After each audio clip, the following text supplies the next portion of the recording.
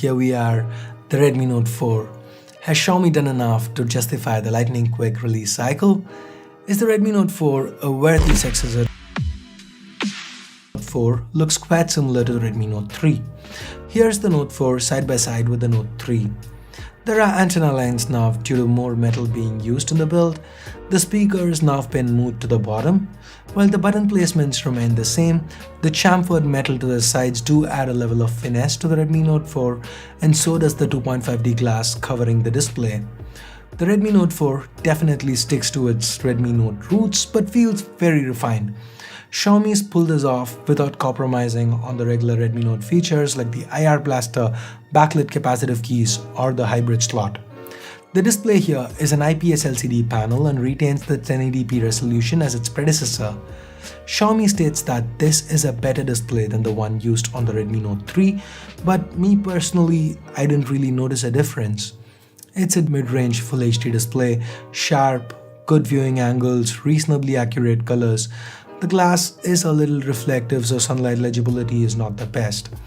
Now, underneath the hood, the Redmi Note 4 is powered by a deca-core Helio X20 chip. So we have two sets of 4 A53 cores and a couple of high-powered A72 cores. Mali T880 MP4 handles GPU duties, and we've got variants with 16 and 64 gigs of storage with 2 and 3 gigs of RAM respectively. Both with benchmarks and real-time intensive usage scenarios like gaming, the Redmi Note 4 held up well. The audio via the internal speaker was reasonably loud, and the audio via the 3.5mm headphone jack was decent. All this is backed up by a 4050 mAh battery, and the battery life was good. Good, not great.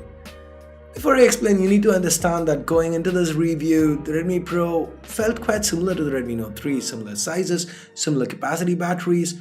So I went in with expectations of similar, if not better, battery performance. But it isn't quite there, at least not yet. I could get through a day of moderate to heavy usage on a single charge with no issues. That's more than what I can say of even some flagships out there. But this is no Redmi Note 3 when it comes to battery performance. And the Redmi Note 4 performed reasonably well with regards to battery life, but not quite as well as the Note 3.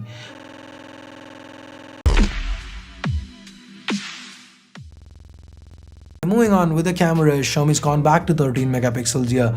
The camera is nothing special. The aperture is f2.0, makes for some decent depth of field. Under good light, the images are comparable to the Redmi Note 3. That's not saying much given that the camera on the Redmi Note 3 wasn't bad, but it wasn't anything special. The images are a little soft and the detail levels average. Under low light, the results were very mediocre, and that's me being generous. This phone can shoot 1080p videos at 30 frames per second, and the video quality is quite similar. A little too soft for my liking, but acceptable given the price segment. The face detection autofocus helps, and talking about focus, the focus hunting issue from the Redmi Note 3 is not present here. The Redmi Note 4 runs on Android 6 Marshmallow with Xiaomi's custom MIUI 8 on top. MIUI 8 is something we've discussed a lot, so I leave a card to my MIUI 8 features video. Do check that out for more information. The short version, no app drawer, support for themes, lots of them, feels more refined than MIUI 7, some new functionality including dual apps, second space and more. The user experience here is decent.